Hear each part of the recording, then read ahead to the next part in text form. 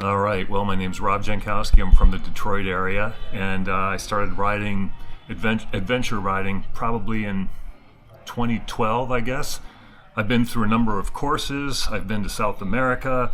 I've been to recently. I was in Costa Rica, and I wasn't sure about this, how it was gonna, how this whole trip was gonna be. But I have to tell you, of everything I've done riding, this was by far the best.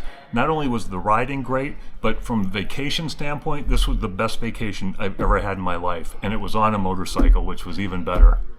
And all I can say is Donovan Corbett and his organization, Big Sur Motorcycle Tours, is top notch. Top notch. All right. Man, I don't even know what to ask you after that. How did you find out about me and Big Sur Motorcycle Adventure Tours, and what did you think the trip was going to be like before you got here, and what was it in reality? Right. Well, I got a buddy who I do most of my rides with, and we had been talking about Vietnam for a number of years. It was probably number 1 or 2 on my bucket list. It was this or Australia. And this just happened to come up, and a buddy of mine, we were searching different tours through Vietnam, and he happened to find out about this, and I said, yeah, I'm game. And then when I saw, the website and the itinerary, I said, this is the one we're doing. Forget the others. This is the one we're doing. And it was the best choice ever.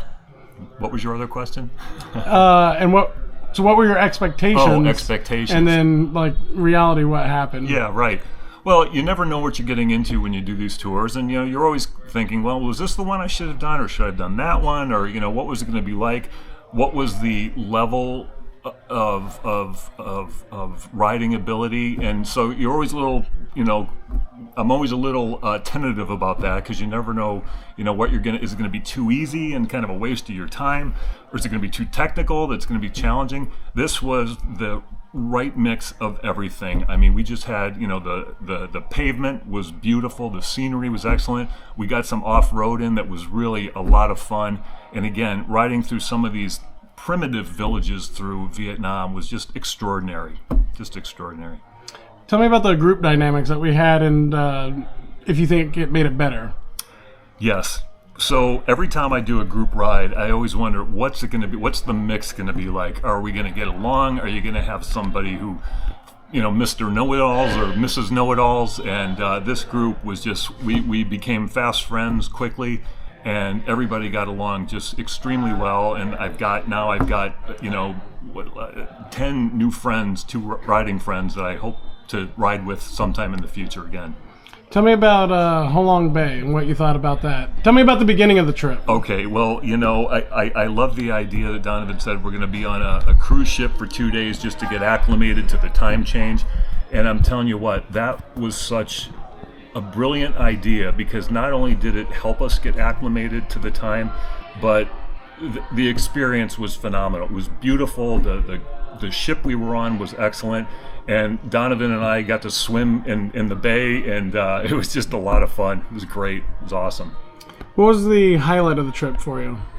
The highlight of the trip? Oh, easy. It was when Donovan hooked us up to go to this school to help the kids learn, not necessarily learn English, but better to help them understand better the pronunciation of the words they were learning in school.